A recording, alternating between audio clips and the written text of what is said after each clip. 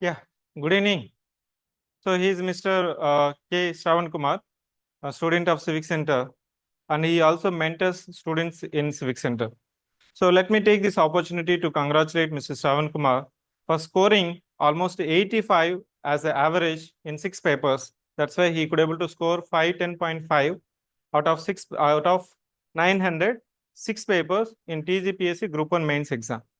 And he also went for UPSC interview this time, and we hope that he will also get better service in UPSC. Anyway, Group-1 service of Deputy Collector is guaranteed 100%. Now we have invited and requested to give tips. అంటే ఇప్పుడు మనకి మీకు AP group 1లో మనకి 3rd May 2025 ఉంది కదా, 3rd Mayలో మనకి score ఎంత రావాలి, దానికంటే ముందు ఎలా రాస్తే మార్క్స్ వస్తాయి, సార్ ఏ విధంగా చేస్తారు, ఏ ఏ ఎఫర్ట్ పెడితే మనకి ఆల్మోస్ట్ కొన్ని పేపర్స్లో చూసినట్లయితే 99 కూడా వచ్చాయి. ఎస్ఏ పేపర్లో 72, next polity society paper 87, then history geography paper 87, polity society constitution it's almost 99, next economy paper 95.5, data interpretation paper 67.5, Telangana movement 89. So once again, congratulations, Sravan. So he will share first sir presentation చేసిన తర్వాత మీ doubts ఏదున్నా కానీ చెప్తారు. So he'll also be available here as a mentor. You can also always come and approach him. So thank you once again. Online students, I hope everything is clear. Yeah, good evening. Myself Sravan Kumar. I am preparing for competitive exams from the last 4 years. Recently released Telangana Group-1. I got 510.5. Now I'll share my strategy, how I approach towards the exam. So first I'll explain all of my strategies, how to approach different papers, and then I'll allow you to ask the questions regarding your preparation, whatever the questions may be. So let us start my approach. So first I'm here to explain you how to get the better marks. So because after analyzing the topper copies or after analyzing the previous year trends, so I come to one conclusion that certain papers are having certain unique thing, so that the evaluators are getting impressed. So all those papers are getting comparatively above average marks. So those people are in the list. So this is with respect to analysis of UPSC topper copies or with respect to Group-1 services which was held in the recent past. So now let us start our focus. So first, as an aspirant, we have to think 5 dimensions before starting or approaching towards the mains answer writing. The first and foremost important thing for whatever the exams that we are going to write, you have to refer the syllabus. So syllabus is the Bible of any of the competitive exam. So you should be handy with respect to syllabus, and you have to connect the ongoing context in the world with respect to the syllabus which was given, either with respect to group services or with respect to UPSC civil service examination. So connecting the present and contemporary context to the syllabus will give you an idea that this topic will be the important thing for this examination, so that I can focus more, or I can do research on this, so that I can collect the decent examples to quote in my answer writing, either with respect to essay or with respect to general studies. So that is where the first and topmost important thing of any competitive examination, either for the beginner or with respect to someone who already in this field for the last 2 to 3 years, referring syllabus all the time, and you should be remembering the points in the syllabus which is been mentioned. Polity may what polity, if you take the syllabus copy, what were the core themes they mentioned. So as a process of that, when you are reading the newspaper on a regular basis, you can connect directly to the syllabus. This theme is relevant over here, this theme is relevant over here. So in such a way that your mind will be tuned towards the demand of the exam. So always focusing, remembering, and making the tip of the syllabus in your hand is the foremost important thing. And the second thing is solving PYQs. If you're already been an experienced candidate who already wrote some mains or already preparing for mains, so you have to solve the PYQs. I'm specifically saying with respect to mains, so I'm talking about the mains PYQs. Take the original question papers of APPSC Group-1 previously conducted exam or TGPSC or UPSC. Take the original papers from the last, at least last 10 years. If it is available for UPSC, you will be available from 2011 to 24, because after 2010, the pattern of the exam changed. So I prefer you to take from 2011 for UPSC or related question papers. Or with respect to APPSC, you pick up two exams which was conducted after 2016. As far as I remember, only two exams were conducted for Group-1 services. Pick up that questions and try to understand the questions, why this question was there. So first you have to think that this question is there because so and so in news, or because this question which is an evergreen topic of the syllabus, so he placed it, so that you will understand, okay, this question was here because of so and so reason. So in that way you will start approaching towards next examination. So that is where the PYQs will help at the first stage, which gives you the approach towards learning and completing your syllabus. And second thing is, solving the PYQ itself will help you to understand the demand of the question and framing the answer writing structure. So how the question was framed and how many demands of the question is there, so that you can able to decode the question, because the question itself is an original question. So when you understand the intention of the question, so you will understand the brain of the original evaluators, which is by default from the either APPSC or UPSC or TGPSC, so that you can able to addict towards that practicing, and you will incorporate in the next coming examinations, which is a good step for a competitive examinations to understand the demand of the question and completing the entire paper. So that is where the second most important aspect of PYQs. And third important thing with respect to PYQs is, instead of focusing on some other questions which is irrelevant, and focusing on UPSC itself.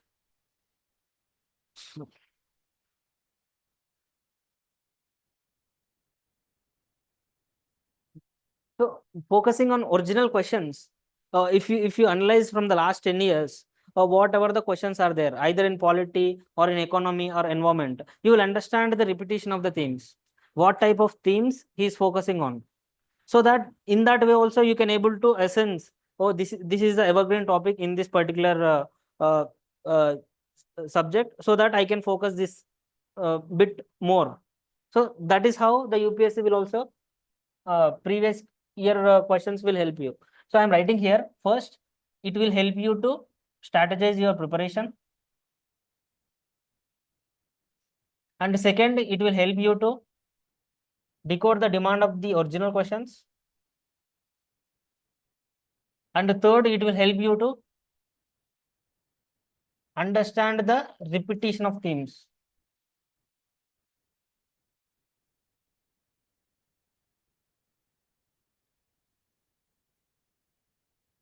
So after referring to the syllabus, try to solve the PYQs of the last 10 years or last 2 years or whatever the available PYQs, complete it first before going to the some other test series. So having one test series at the same time solving the original PYQs is very crucial as a process of your preparation, because taking one test series will help you to update the current affairs, and solving the original PYQs will help you to understand the themes or decoding the demand of the question and strategizing your preparation. So this is the second important thing as a part of the student preparation. And third, when you are seeing the question, so read the question more than once, so that then only you will able to understand the essence of the question. So some of the questions you may not understand on the first go, or you may understand in different way, that may not be the demand of the question. So read the question 2 to 3 times, then decode the question. So what the question is asking, how many dimensions of the questions are there, so in such a way that you can able to start your answer.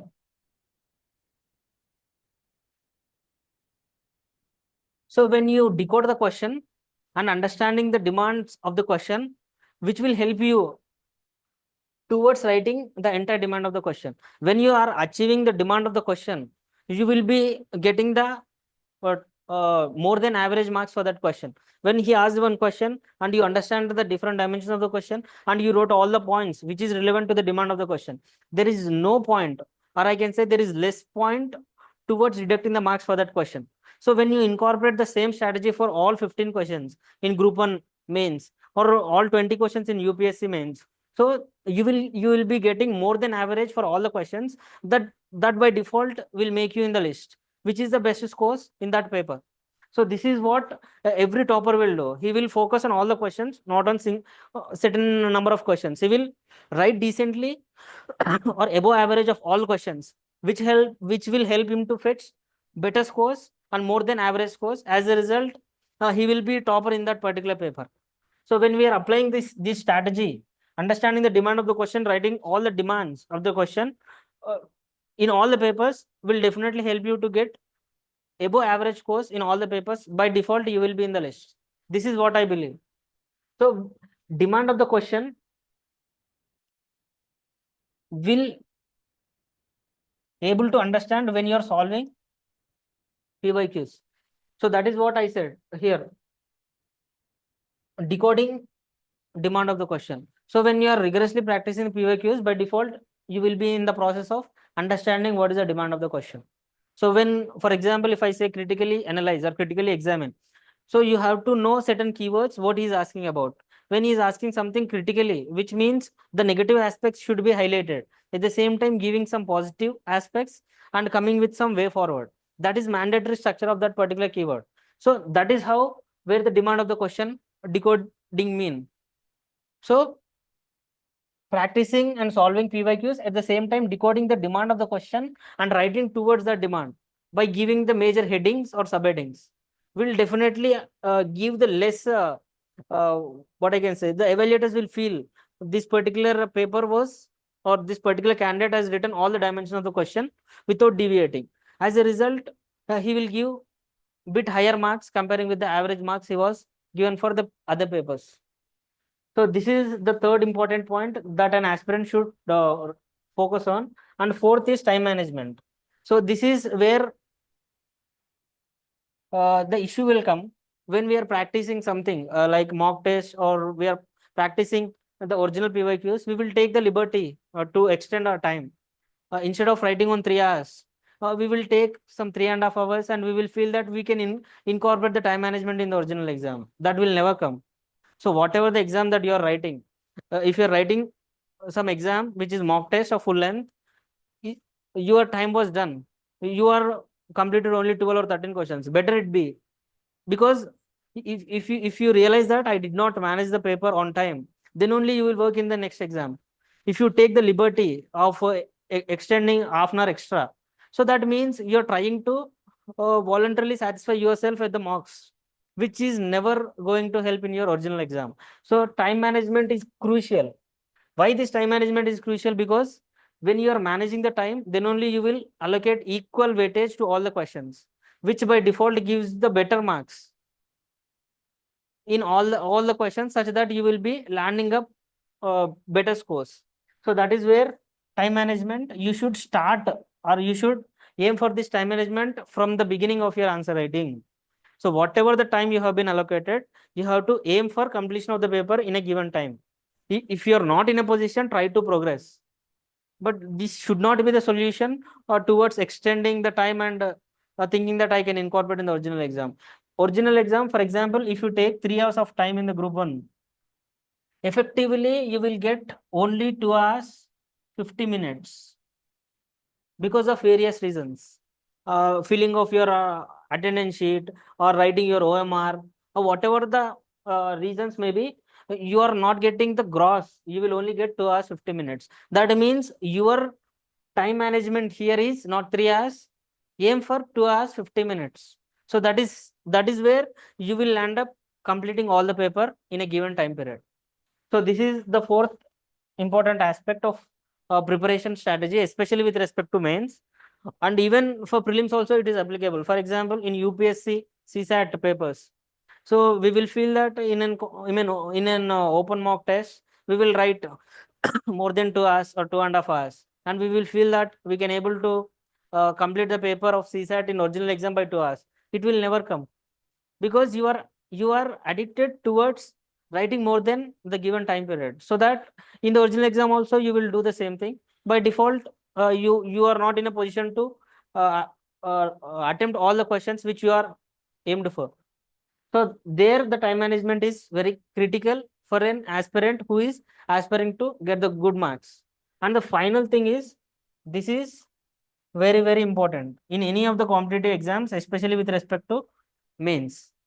Why? Because if you're writing 12 questions with good quality that you feel, and someone who is writing 15 questions on average, the net marks of you and the one who wrote average will be equal. Because if you take in a competitive exam, if you write average marks, you will be giving almost 49 to 50% of the marks. So if someone who is writing extraordinary, he will be giving 51 to 52 percentage. That's it. It is not that much difference that you will be he will be giving 7 and you will be giving 4. No. If you're writing average, you will be landing up 4 to 4.5. Someone who is writing better will get 5 to 5.5, which means 1 mark he will be getting more, who is writing better quality question. So in that case, if you take this example where I said 12 you wrote with good quality, probably you take that 5 marks you got. So it is 60. The one who wrote 15 questions with average, he might get 4. You are been in the same. Overall, you will be in the same. So what I mean to say is, and this may not be applicable in all the questions that we are getting 60. No, in some of the cases, he might get 4.5 in all average questions. So again, he will be adding another 10 marks or 5 marks. He will be more than you, who actually wrote good quality question, but he never completed the paper. The one who wrote average completed the whole paper, and he was landed in decent score, which is above average, which is definitely helpful in that particular paper. So that is where this thing is very important. So this will come when you able to manage this. This will come when you able to understand the question demand, because when you understand the demand of the question, you will write the exact points and you will leave that question and you will start another. If you don't know the demand of the question, you write everything. As a process of writing everything, you will end up consuming more time. So when you understand this, this will happen when you solve this. So here there is a link. Completing of the paper should be when you able to manage the time. This management of time will come when you able to understand the demand of the question. Demand of the question will understand when you actually solve the previous year questions. Understanding the previous year questions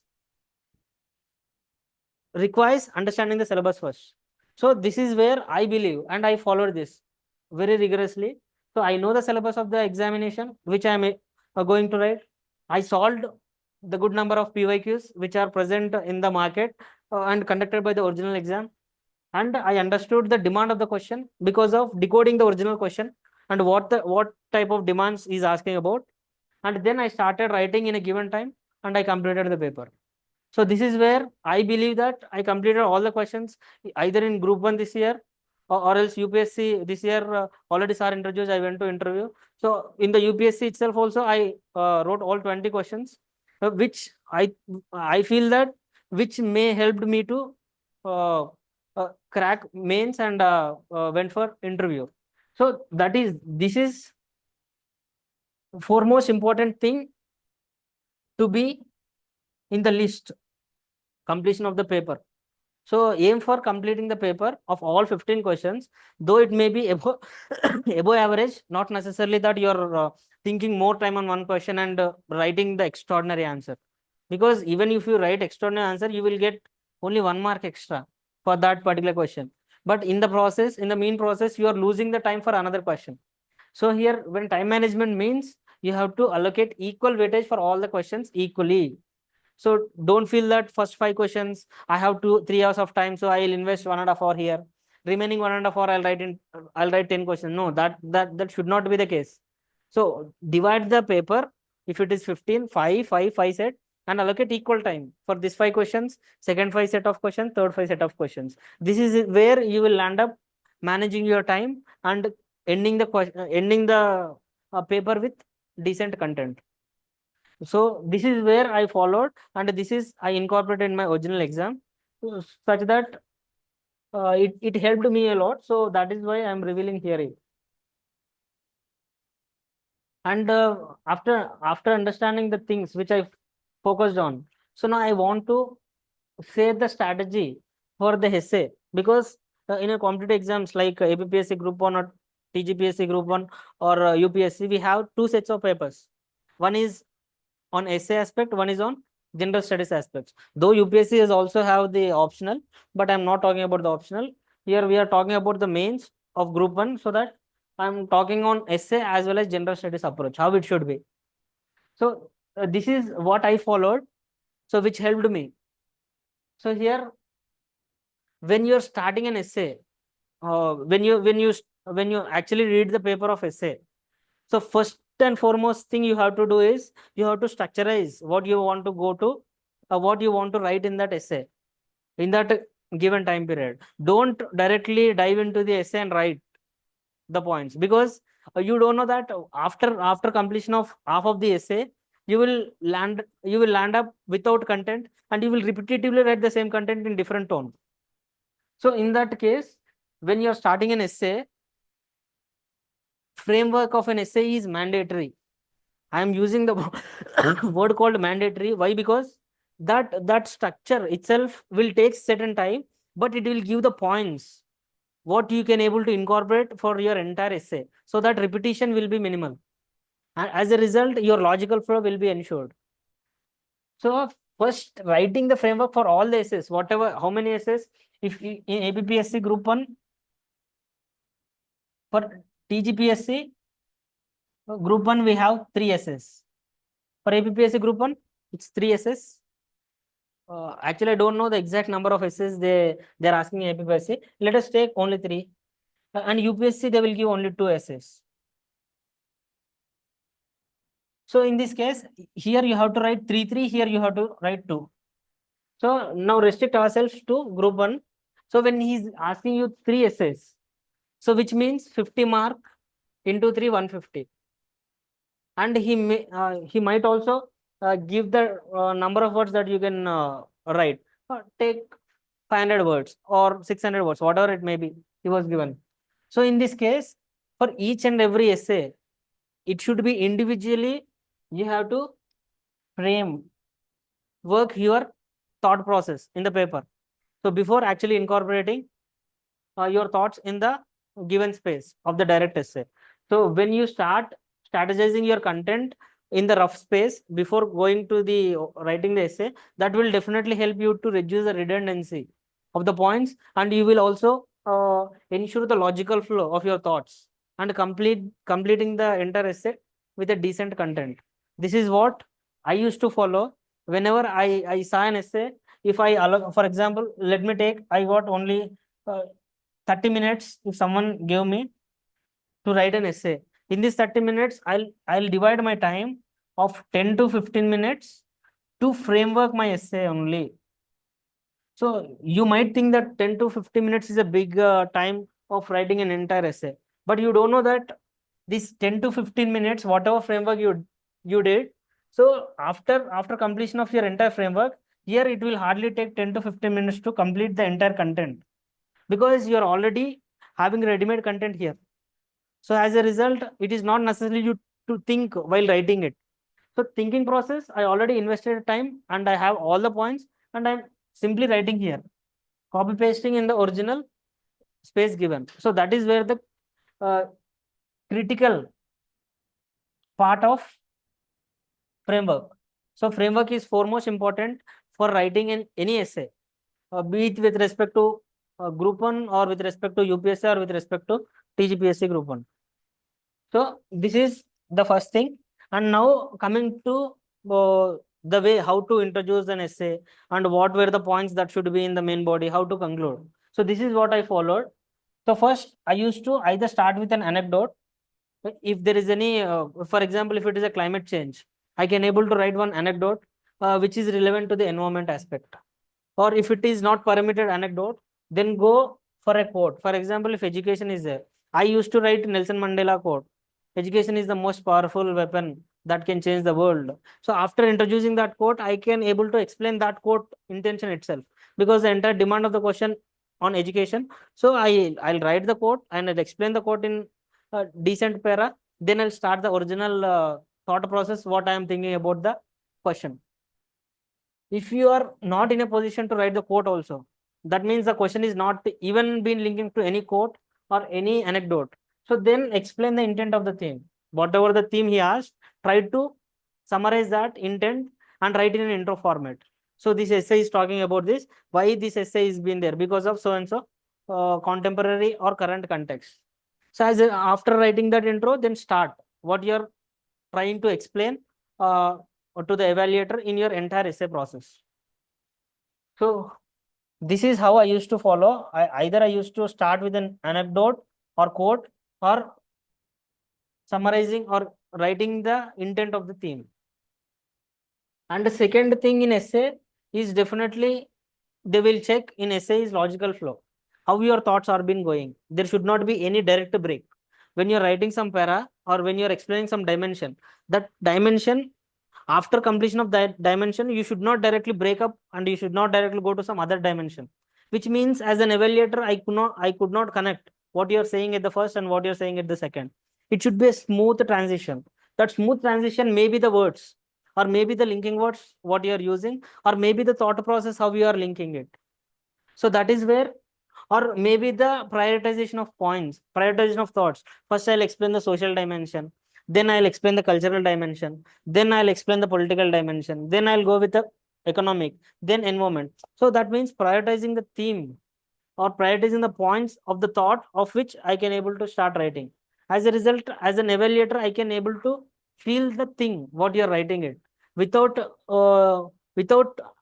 investing much time to understand. When you're able to impress the evaluators through logical flow, he will feel comfortably good. As a result, you may get better marks in that particular essay. And the third thing is, for an essay, it should not be like a GS. Like essay should be in a para format. You have to write your thought process in the paragraphs in a logical flow. It is not like you're writing a point, because essay itself is asking you to write your logical flows in a paragraph format, so that your ability to write the reports will be assessed in that particular essay. So that's the reason I strongly believe that writing an essay in a paragraph approach is quite better than writing in the point format. And not using any of the flow charts or diagrams in essay is not required.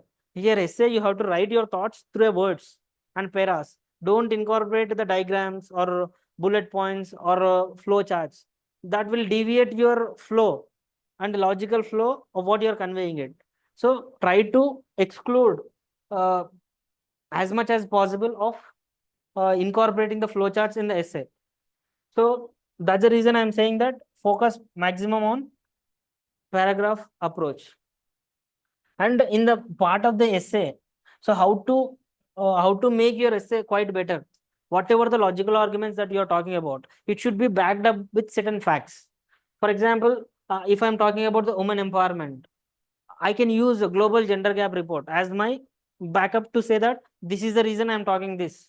So wherever possible, write the examples or reports which are been recent past, or any of the facts which is been given by the governments or authenticated sources. So such that your argument is been backed by certain things, so that I'm saying that this is not I'm saying for the sake of saying.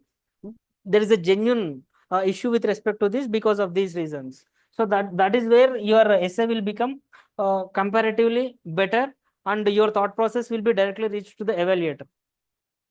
And the essay, whatever the essay it might be, you should talk all the dimensions of the essay.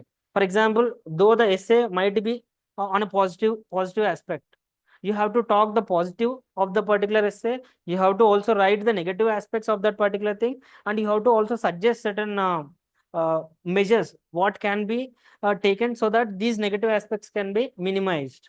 So that is where the essay will come. Essay means overall dimension of that particular topic. So it is not that where he is asking something and you're writing that and going. No, essay is a 360-degree coverage of a topic. So 360 degrees will be covered only when you know the positives of that, when you know the negatives, and at the same time, when you are in a position to write the way forward. That means giving certain recommendations. So that is where I mean to say multidimensional. So writing for all the aspects of the essay is critical for to ensure that you completed the entire essence of the theme, whatever he has been asked in the question. And the final thing is the conclusion. Here also again, you can use the quote.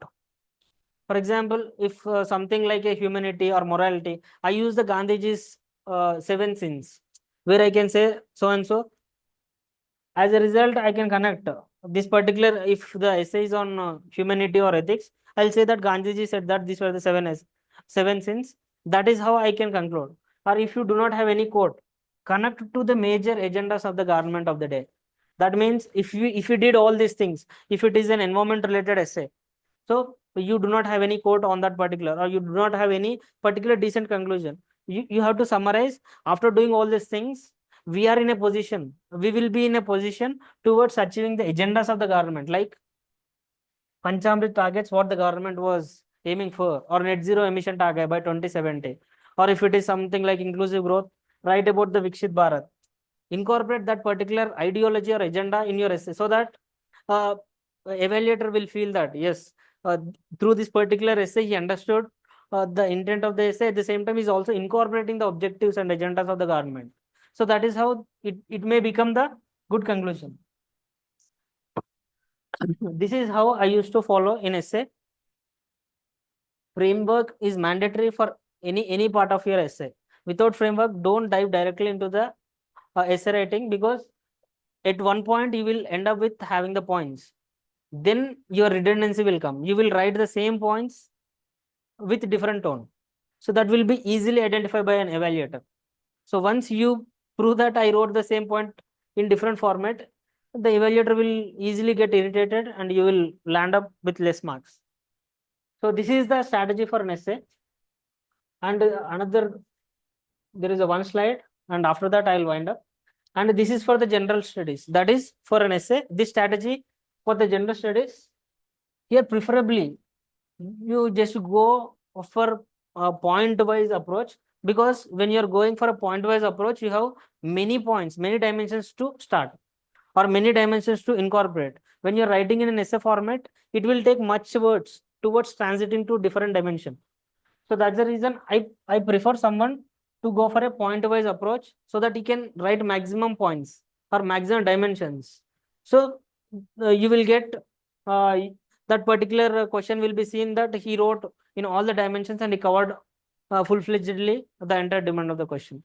So that's the reason I prefer here to write point-wise approach, and I always try to incorporate this wherever possible. If the question is been allow me to write in intro, body, and conclusion format, I'll definitely incorporate this strategy, because this is the strategy which many of the toppers, as far as I analyzed, they are following this particular strategy, and they were faced the better marks.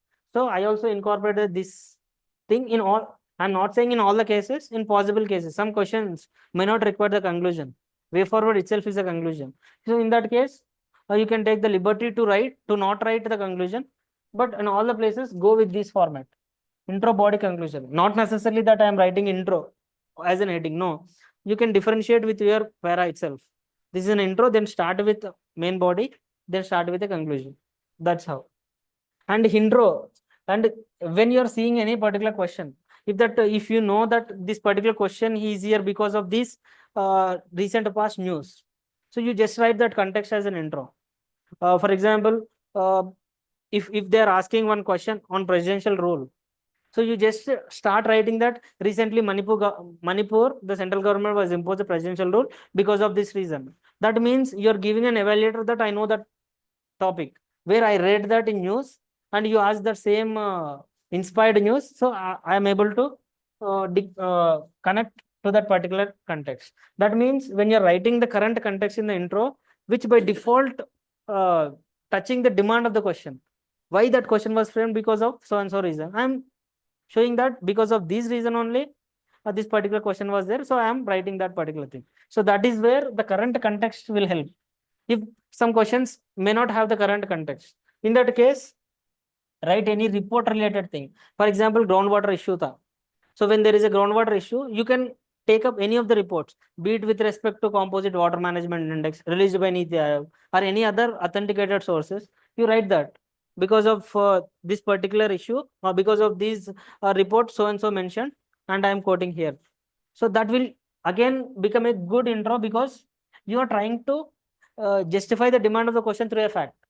Yes, this is a critical issue because of this particular report which is said by so and so person. Or else definition. For example, if they are asking about the greenwashing concept in the question itself, then pick up what is greenwashing and write that in intro, so that you explained the uh, you explained that particular term definition, and then after you can write the consequences or whatever the possible causes for these greenhouse gases, how we can able to rectify. So that means you are explaining the evaluator all the dimensions. Either go with respect to current context or any report or definition. Or if you have any other particular thing apart from this, it's if it is you're feeling that it is good comparing with this, you can also incorporate that. But I used to incorporate these three as far as a possible cases in my answers. And in case of body, I already said decoding the question is important first. How many dimensions of the question are there? So when you understand the dimensions of the question only, then you will allocate the space. Okay, this question is demanding 3. So I have to adjust myself to write this demand in 3 points or 4 points, another demand 4 points, another demand 4 points. Then only you can able to write all the dimensions. Otherwise, you can able to land up writing two dimensions with maximum content, and one dimension you will skip it up. And the examiner will see the 3 dimensions with minimal content. So you will get up average marks or above average. Otherwise, if you are writing 2 dimensions with maximum content and excluding 1 dimension, you will be by default your the question, if it is question is 10 mark and it is having 3 dimensions, they will allocate 3.3 marks in each dimension. So when you are not writing this dimension, so by default they will consider highest mark for that question is only 7. So you will get only 4 or 3 marks. So that is where the demand of the question is very important and critical. So decoding the demand of the question and directly addressing the demand. Don't try to show some extra information in the answer. When he's asked, you introduce the given thing and directly diving into the demand. What demand is asked, and I'm directly starting the points to the demand. Don't write something, some extra information in the first and then going to the demand of the question. It's a wastage of your words and wastage of the time. So when you understand the demand in the main body, directly dive into the demand of the question and write or whatever the dimensions is asked about. And in the main answer, I used to incorporate examples and stats for major points. When any particular point I am quoting it up and which is not self-explanatory, I used to write some example or fact to prove that this is correct. So that is where I used to write the facts with sources also in possible cases. For example, universal basic income, which said that going this will help rather than having multiple centrally sponsored schemes. So I'll write the economic survey 2016-17 said this. So that is how I used to write. And headings, when you're writing a question, when you're writing an answer, heading should be derived from the question itself. Don't try to write the heading which is to impress some other person. No, taking the under whatever the question is there, take the uh, take the lines from the question and frame the heading, so that evaluator will feel that yes, this particular person understood the demand of the question and is writing to the demand because of reading that heading. So I'll show that how in my sample answer how the heading should be. So heading should be inspired from the question itself. Don't write the headings to satisfy or to impress some other persons. No, if you're writing some different headings, it may not convey properly. So inspiring from the question itself and framing the heading will definitely help towards an evaluator to feel that yes, this guy is writing the demand of the question itself. So that is where headings are important. And covering multiple dimensions. Similarly, when the points are there, try to address in different dimensions so that your points will be in different dimensions with maximum points, and which will definitely be an edge over the other people. And when you are writing the multiple dimensions, in possible cases, write the subheadings. So like social factors, environmental factors, political factors, like this may be the subheadings, and causes of so and so may be the major heading if the question is been demanding like that. So that is how. And prioritizing the points and flowcharts and diagrams. So this is usually everyone will follow, and I also used to incorporate the same thing. So when I'm writing 10 points, I used to think which point may be the first, so that I'll prioritize from top to least preferences. As a result, by default, an evaluator will feel, because majorly known point will be the first, and evaluator will be able to link that, because this particular point is known to everyone, and he also incorporated, yes, this is correct. And when you're writing least point at the bottom, by default, you're prioritizing the top to bottom. It will get some impression that yes, he knows all the important points, and you're also trying to write some other information. So that is where the evaluator will feel uh, linking to the major points, and he will give the better marks. That is, I feel. So I used to prioritize things. And conclusion, always the conclusion should be optimistic or suggestive in nature. It should not be negative. Whatever the case may be, you have to either give the suggestions in the conclusion, or it should be an optimistic way of conclusion. Optimistic means that yes, we are going to achieve these agendas because of doing this, or if we able to curtail so and so problems which are mentioned above, we can able to uh, achieve the good aspects which will be helping for India, either economically, political, or whatever it may be. So that is where the conclusions. So this is for GS which I followed. And the last, this is what I used to write. This is one of my model answer I followed for TSPSC. This is the open mark test answer which was conducted by CivicCentre at the last. That is the paper, Telangana Movement. So this is something associated with Telangana United Front question and Telangana Praja Front. They asked that question and how it played a critical role in Telangana's movement. I wrote here. So I explained what is Telangana Praja Front, and I explained what is Telangana United Front, how they differentiated, and then this is my heading. This heading, the question itself asks the role in Telangana movement. So I am writing significance of Telangana Praja Front in Telangana movement. So this is where I wrote. Because here when I'm writing this, after reading this, the evaluator will feel that yes, he's writing the demand of the question. So that is where I incorporated. So this is where I explained.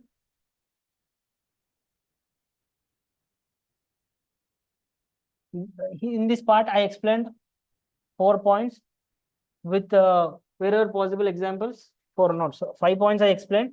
Again, another part, TUF. They asked Telangana Praja Front significance and TUF significance. And again, I allocated the points. Same 5 points to that particular point, 5 points to this particular dimension. And I concluded like this.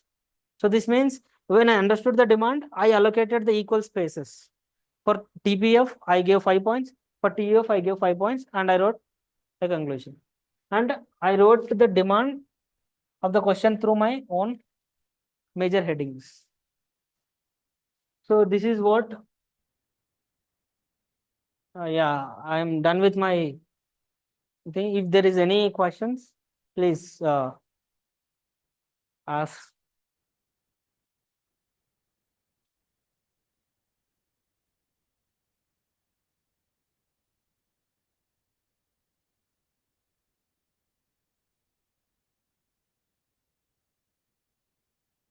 Uh, Here in online one question, how to approach unexpected essay.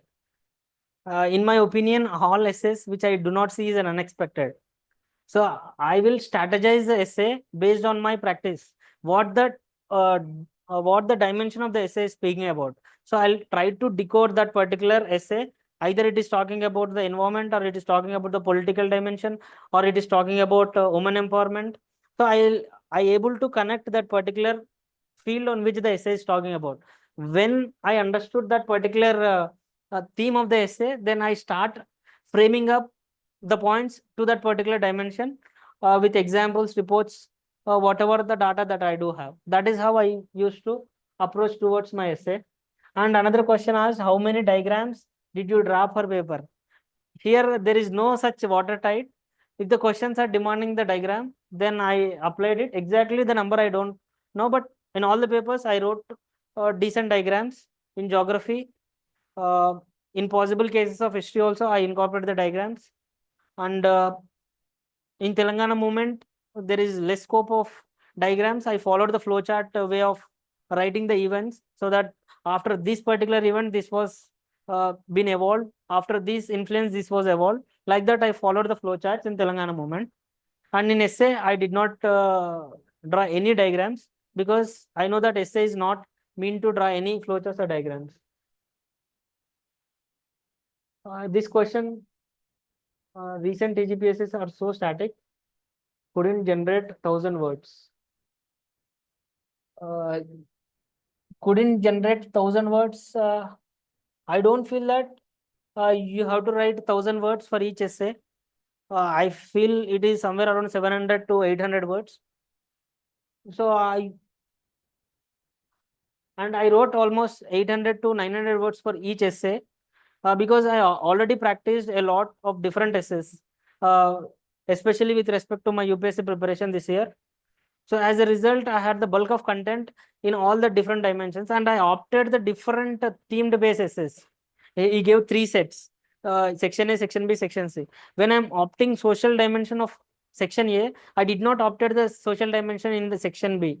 I opted some different dimensions, so that my redundancy of points will be minimal. So that's how I generated almost 800 to 900 words in all essays. Some question: when to join test series? What test series you are talking about? Be specific. Uh, I don't know whether it with respect to coming APPSC Group-1, or be specific to this particular question so that I can answer. So strategy for working professionals. So understanding the syllabus and practicing the previous year questions in your limited time. So dedicate your daytime, morning and evening. At least invest 5 to 6 hours a day, and understanding the syllabus and practicing the previous year questions should be your priority, so that it will make your preparation part bit faster. So that is how you can able to complete your entire syllabus in your given time period. So another question: side headings allowed in essay? Yes, but you should not write in the form of an heading. It should be like, firstly, I'm talking about the social dimension. So use that such type of words which are been permitted in essay. First dimension, uh, let us talk about the social dimension of this aspect. Like that, you frame in line and start writing it. Don't literally write the heading how we are writing in GS papers, but in a simple line format, you can write what dimension you are talking about. That is how the essay flow should be. Sir, how to make mains notes by taking syllabus themes? Read the syllabus and read the current affairs and note the points what you feel that you could not remember. Don't note all the points. Again, it will become a bulk book. If you feel that this particular theme which was in newspaper, and I know that particular theme, and I know that these points, so don't make a note on that particular thing. If that particular content is giving some very good information or very good example, note that particular good example and try to revise repetitively, so that it will able to help you to connect towards that theme when it was asked. For coming APPSC exam, uh, I think you might have already enrolled in some test series. If you're not, you just start practicing previous year questions first. Take that previous year questions and solve it in the paper format and analyze that. And if time permits, you just go and join one particular test series, because it will help you to have the current update. And if it will give you the simulation of original environment time management, where you will be sitting 3 hours and they will be collecting in 3 hours, so that will simulate towards your original exam. So I feel solve the PYQs. If time permits, you can go and join weekly test series, so that you have the time of last 6 days to read, revise, and write in the 7th day of that 3 particular hours, so which will help you in the future almost next 6th week or 7th week, you're going to write the original exam. So you should keep busy in this last 6 or 7 weeks so that it will not create some disturbance in your original week of the examination. Sir, upcoming group 1 notification, 5 most important to-do list if you are preparing again. Upcoming group 1 notification, 5 most, I do not say to-do list. I rigorously follow the newspaper, which is Hindu, which is Hyderabad edition, so that there the Hyderabad content will, Telangana content also there, and the national content also there. So that is where I follow, and I used to write the mains answers. Even if there is no exam also, I used to pick up 2 questions per day, and I used to write so that I can progress it. Whatever I am writing yesterday, I will compete myself of the yesterday, so that how can I write that, how can I progress the essay in terms of structure, in terms of points, or in terms of strategy. So that is where I used to continuously practice. Now also I am writing 2 to 3 questions per day, even if there is no exam. So if it is exam, so I used to adopt towards the exam environment. So I follow the newspaper, and I'll practice regularly for mains. And if I'm going for prelims, I will practice the previous year questions more than twice, thrice, whatever it may be. For example, UPSC original prelims test series from 2011 to 2023, I practiced more than 6 times. Every time I understood different essence of the question. So that is where you can able to strategize your preparation, and you can able to understand what may be the next year's important theme. So this is where I follow. I do not have the 5 points to say, but these were the points I follow. Thank you very much for your valuable suggestion, sir. Okay, thank you. Sir, you prepared from home or in Ashok Nagar? Actually, I prepared my entire preparation is home and self preparation. In times, I took the mentorship support. So I'll say maximum I'll prepare in my home. Yeah, my preparation is entirely confined in my home only. And I used to pick up my friends or someone who I know as my mentor, so that in case of any doubt, I used to call them. So you can also have some mentors who you feel, or who you trust that he will help me in terms of my preparation. So you go and take the mentorship support from there. Yes. Sir, paper 5 science and technology syllabus, how to manage it?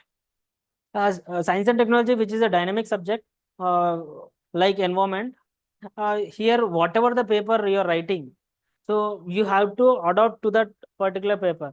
For example, if you are writing the society papers, you have to have the Jordan, the words of that society handy, so that when you are writing the answer, you have to incorporate that words.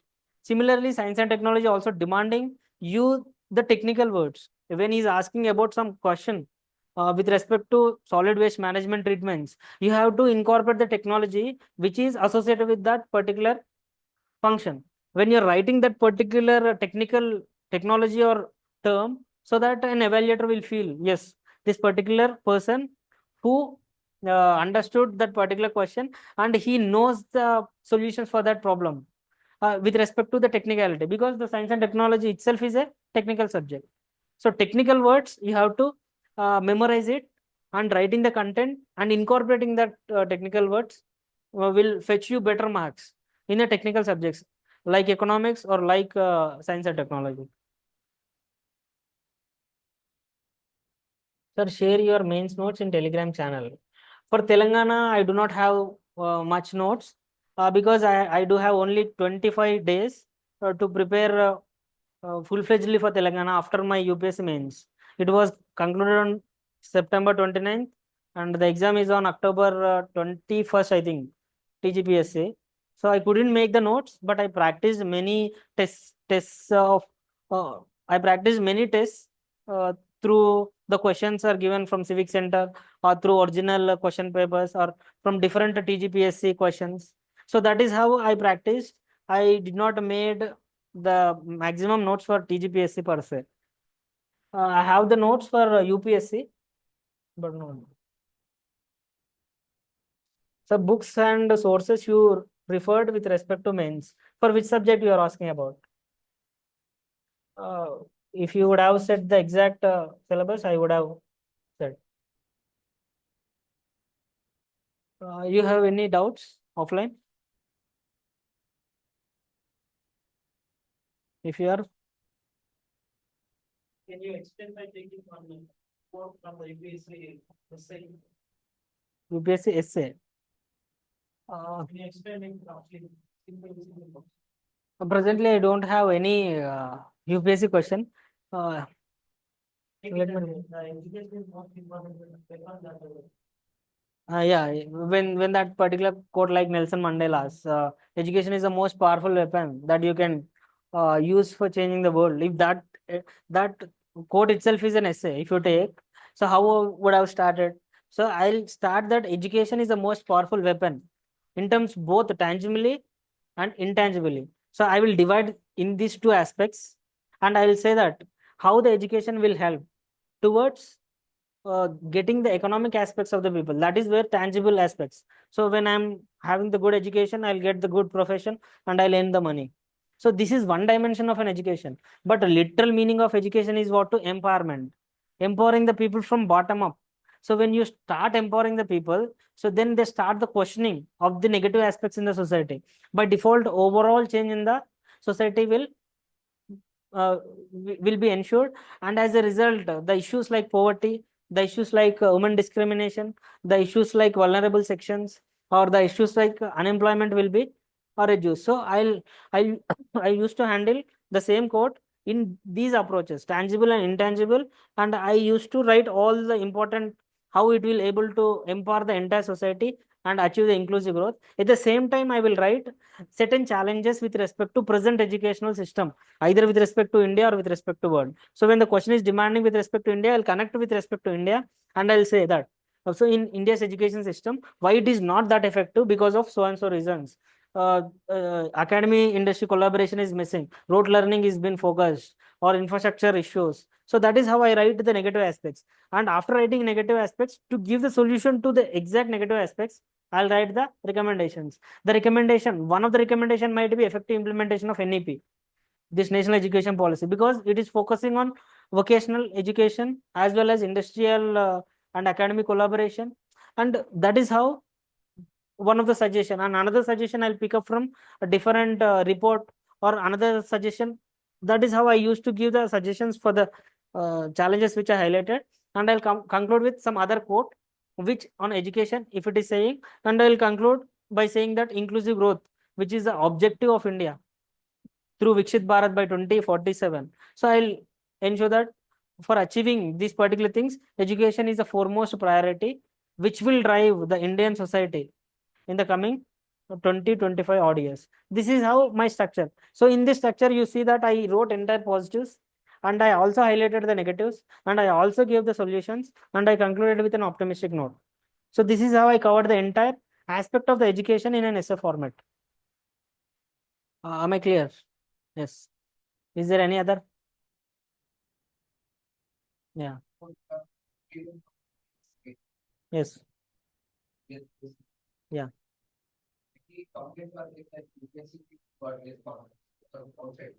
What is the difference? How we should write this equal answer writing? Okay.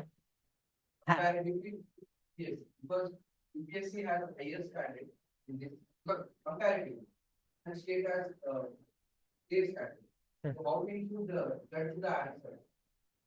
See, I never come that quote. Recent past that UPSC candidates got less marks.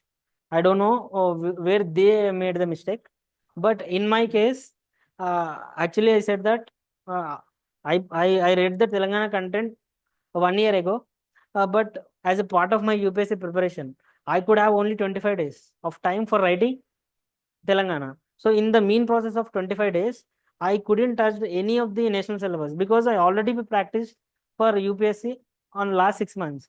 And this 25 odd days exclusively, I worked for Telangana content, with respect to Telangana geography, Telangana history, and Telangana movement. I almost read 16 hours on that 20 to 25 days. So I incorporated the same strategy which I incorporated for Indian geography. So when I'm writing Indian geography question, how I'll write? The same strategy I incorporated for Telangana geography question in the same structure, but different content. So this is how I followed. So I got the better marks. So which means I couldn't differentiate that Telangana, if you're writing like this, you will get more marks. No. If you're writing decent content to the demand with the structurized format, definitely both are same. So if you want to try to impress the evaluator, that my answer is pretty better than average through my facts, through my structure, through my flow. That's how. So in my case, I could not differentiate UPSC and TGPSC. I wrote the same formats, but the content of Telangana, when I'm writing Telangana content, I used to pick up examples from Telangana itself, so that the evaluator might be linked to that particular thing. So that's how I used to write. Yeah. Any other question?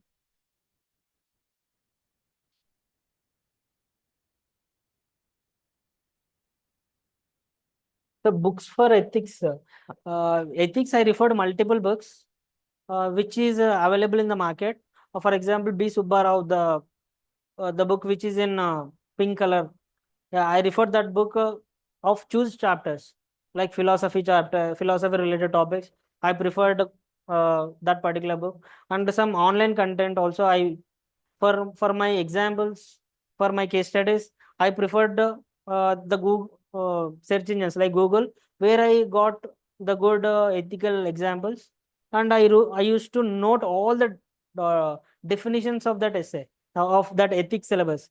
When he's talking about the emotional intelligence, I used to write the definition of what is emotional intelligence, transparency, exact definition. That is how I noted everything, and I use these words often and often places, because entire ethics is dependent on that syllabus itself. Whatever the questions, if it is an ethical, you have to write the ethical words. This is what called the Jordan of that particular subject. When you are writing that ethical words, the answer will be framed towards an ethical aspect. So that's how I prepared for ethics. One is B. Subbarao, and another is Google content, which I took up, and another I follow regular news, so that in the meantime, if I got any ethical uh, news items in the newspaper, I used to pick up, and I used to write it in the form of an example. That's all. Have you completed full syllabus before exam? Which syllabus you are talking about? Is it with respect to TGPSC? Ajay, sir, which essay you wrote in section? I couldn't remember the questions of TGPSC essay now. If I have the paper, I can able to pick up, but I forgot the questions which was asked.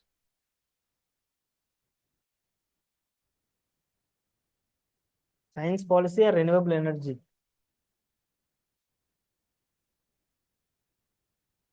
Medium of examination, Telugu or English? Which language I prefer? It's all about subjective. There is no such uh, I can comment on it. If you feel comfortable in Telugu language, you can opt for Telugu language.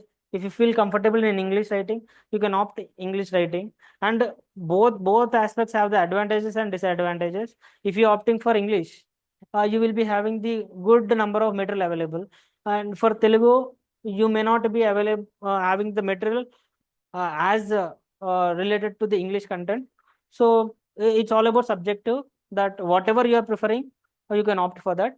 And provided that if you should be feeling confident that I can able to complete the paper by writing this language with decent content, and without any spelling mistakes or without any grammatical mistakes. That is how I suggest. Revaluation is possible in present Group-1. I cannot comment on it. It's a ultimate call of TGPSC.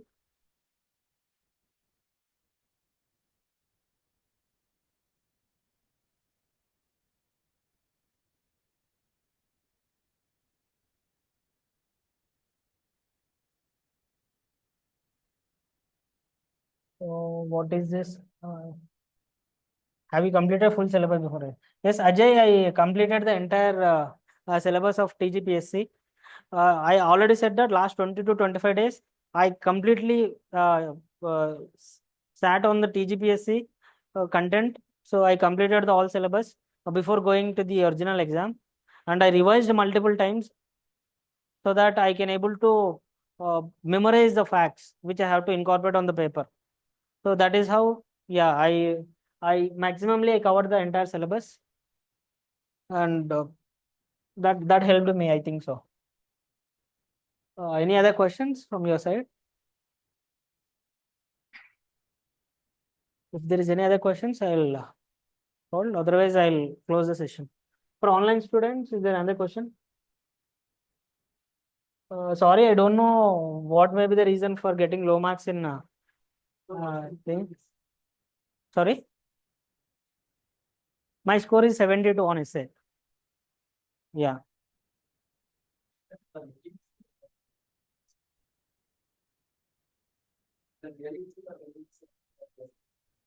Actually, I don't hear that news till today. Telugu medium people got less or English medium more. I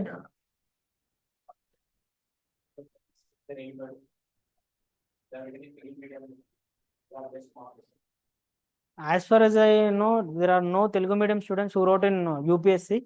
All the people are in English medium. And my personal opinion is, uh, again, it's all about the thinking process.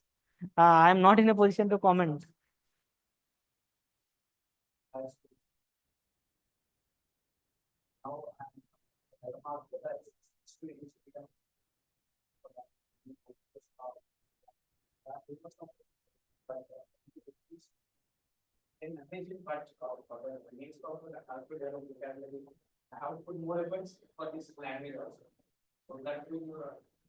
So that is what I'm saying.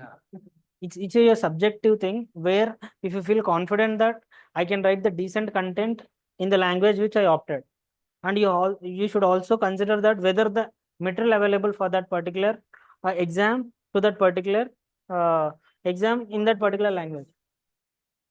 Because I never opted and I never switched any other language. From since my childhood, I was in English medium, and I prepared my entire competitive examination in English language. So I never thought about some other languages. So I don't know what to answer for that particular question. Sorry. Yeah. Which medium of language your examination letter? I wrote in English, and my education itself is in English medium from my childhood. Yeah.